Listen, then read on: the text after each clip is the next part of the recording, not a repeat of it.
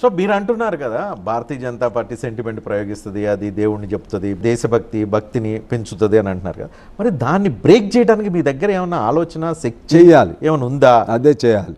ఎందుకంటే మేము మా కృషి సాలట్లేదు. ఎందుకంటే ఇంత పెద్ద దేశంలో అయితే ఒకటి మాత్రం నేను ఒకటి చెప్తాను మీకు. మేము ఒకసారి భక్తి ఇటువంటి వాటి మీద మేము వెళ్ళలేము కాబట్టి దానికి చేస్తే ప్రజలు మళ్ళీ దాన్ని రాంగ్ రూట్లో అర్థం మిస్అండర్స్టాండింగ్కి వస్తారు కాబట్టి దాని జోలికి మేము వెళ్ళం. కానీ వాళ్ళు చేసే పనులు ఇవాళ 240 స్థానాలు తగ్గిందంటేనే దాని వెనక ఆయా రాష్ట్ర ప్రభుత్వాలే కాదు, లెఫ్ట్ ఐడియాలజీ, లెఫ్ట్ ఇంటలెక్చువల్స్ రోజువారీ జరుగుతున్న పరిణామాలు ప్రజల్లోకి తీసుకెళ్ళగలిగారు కాబట్టి ఆ మేరకు వచ్చింది. అంతా అది లెఫ్టే. కాకపోతే ఇంకా మేము ఇంకా సాధించి వాళ్ళది కూడా ఇంకో 3 సార్లు అయిపోయిందండి. ఏదంటారు ఒక విజయానికి అనేక మంది తండ్రులు ఉంటారు. నేనేమంటానంటే లెఫ్ట్ ఐడియాలజీ అంతా రైట్ వింగ్కి షిఫ్ట్ అయిపోతుంది. త్రిపురలో గతంలో జరిగింది, బెంగాల్లో మారిపోయింది, ఇప్పుడు ఈ తెలంగాణలో కూడా చాలామంది వామపక్ష భావాజాలం, వామపక్ష ఆలోచన విధానం లాంటి ఉన్నవాళ్ళు వాళ్ళందరూ భారతీయ జనతా పార్టీలోకి వెళ్తున్నారు, లైక్ ఈటెల రాజేందర్ లాంటి వాళ్ళు. సో ఇంకా లెఫ్ట్ వైపు ఆకర్షణ అనేది పోయింది కదా. అంటే మీరు పోయిన వాళ్ళనే చూస్తారా? వచ్చేవాళ్ళ సంగతి చెప్పండి, వచ్చేవాళ్ళ పేర్లు చెప్పండి, అట్రాక్ట్ అయ్యి మీ లెఫ్ట్ పార్టీ. మొన్న అన్ని లక్షల మంది అట్లా వచ్చారు. ఈ కాలంలో రూపాయి డబ్బులు అటు పెట్టుకుని లక్షల మంది, నేను అంటున్నా అదే అధికార పార్టీ వాళ్ళకైతే 10-15 లక్షలు అనేవాళ్ళు. అంతమంది ఎక్కడి నుంచి వచ్చారు? ఇన్ని లక్షల మంది వచ్చారని మీరు అక్కడి నుంచి చెప్తున్నారు కదా.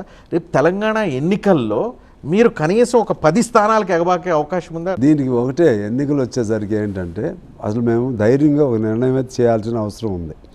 అసలు ఇట్లా ఈ 1-2 స్థానాలు మేము మొన్న ఒక నిర్ణయం కూడా చేసాం.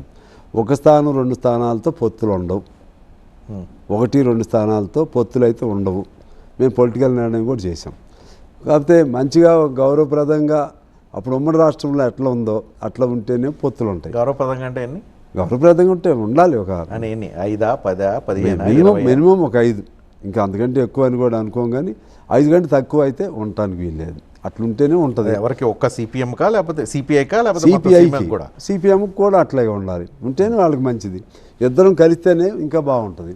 తెలంగాణలో మీరు బలపడటానికి అవకాశం ఉన్న ప్రాంతాలు ఎక్కడ కనిపిస్తూ ఉన్నాయి? ఎందుకు లేవండి, చెప్పండి. మీరు మా ఖమ్మం జిల్లా రండి, ఇప్పుడు కూడా వీఆర్ ద ఫోర్స్. మేము ఎటువంటి ఆడు గెలుస్తాడు. నల్గొండ మేము ఎటువంటి ఆడు గెలుస్తారు. సింగరేణి బెల్ట్ మొత్తం అంటే మీరు అనొచ్చు, అంటే మీరు ఇంకోళ్ళని గెలిపించడానికి అదే నెక్స్ట్ అనబోతున్నారు.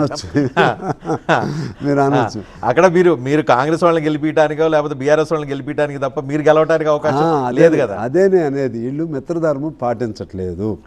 వీళ్ళు అప్పుడులాగా ఉమ్మడి రాష్ట్రంలో లాగా మమ్మల్ని మా బలహీనతని, మాకున్న బలహీనత ఏంటంటే ప్రజాస్వామ్యంగా గొంతు వినిపించడం కోసం పార్లమెంట్ అసెంబ్లీలో అదే మీరు పదవులు అనొద్దు, మళ్ళీ పదవుల కోసం అంటారు. పదవుల కోసం కాదు, పదవుల కోసం కావాలంటే ఇందులో వాళ్ళు ప్రధానమంత్రులు అయ్యేవాళ్ళు ఉండేవాళ్ళు, మీకు తెలుసు పాత చరిత్ర అంతా.